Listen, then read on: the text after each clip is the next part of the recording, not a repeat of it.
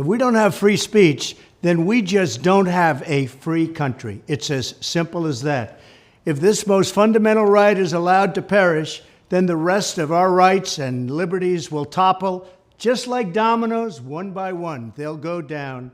That's why today I'm announcing my plan to shatter the left-wing censorship regime and to reclaim the right to free speech for all Americans. And reclaim is a very important word in this case because they've taken it away. In recent weeks, bombshell reports have confirmed that a sinister group of deep state bureaucrats, Silicon Valley tyrants, left-wing activists, and depraved corporate news media have been conspiring to manipulate and silence the American people. They have collaborated to suppress vital information on everything from elections to public health. The censorship cartel must be dismantled and destroyed, and it must happen immediately. And here's my plan. First, within hours of my inauguration, I will sign an executive order banning any federal department or agency from colluding with any organization, business, or person to censor, limit, categorize, or impede the lawful speech of American citizens. I will then ban federal money from being used to label domestic speech as mis- or disinformation. And I will begin the process of identifying and firing every federal bureaucrat who has engaged in domestic censorship, directly or indirectly, whether they are the Department of Homeland Security, the Department of Health, Human Services, the FBI, the DOJ, no matter who they are. Second, I will order the Department of Justice to investigate all parties involved in the new online censorship regime, which is absolutely destructive and terrible, and to aggressively prosecute any and all crimes identified.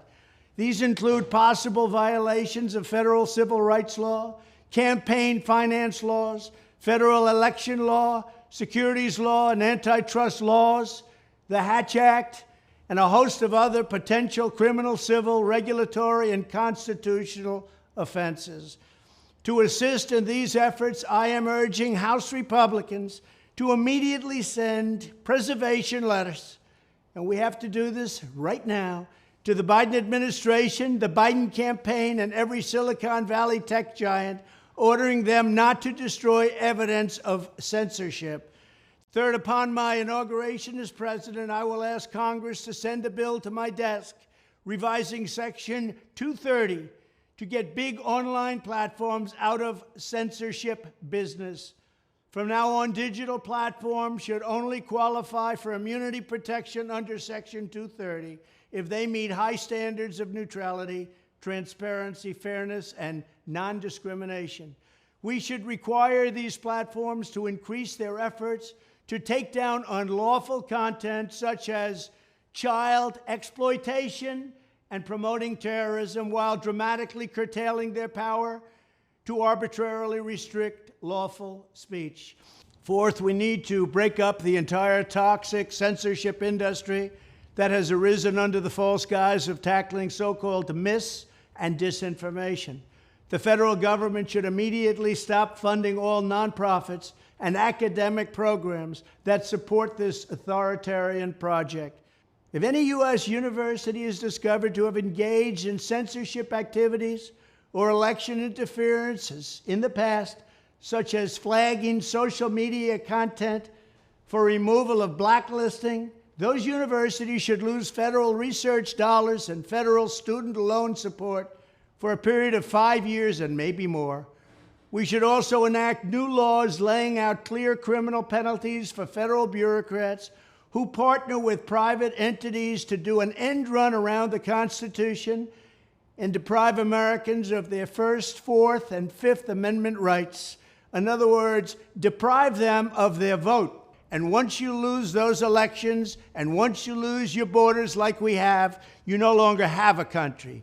Furthermore, to confront the problems of major platforms being infiltrated by legions of former deep staters and intelligence officials, there should be a 7-year cooling-off period before any employee of the FBI, CIA, NSA, DNI, DHS, or DOD is allowed to take a job at a company possessing vast quantities of U.S. user data.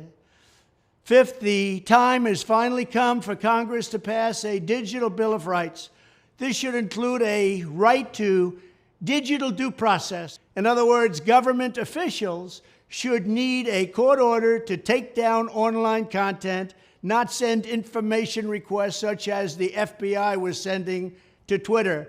Furthermore, when users of big online platforms have their content or accounts removed, throttled, shadow banned, or otherwise restricted, no matter what name they use, they should have the right to be informed that it's happening, the right to a specific explanation of the reason why, and the right to a timely appeal. In addition, all users over the age of 18 should have the right to opt out of content moderation and curation entirely and receive an unmanipulated stream of information if they so choose. The fight for free speech is a matter of victory or death for America and for the survival of Western civilization itself. When I am president, this whole rotten system of censorship and information control will be ripped out of the system at large. There won't be anything left.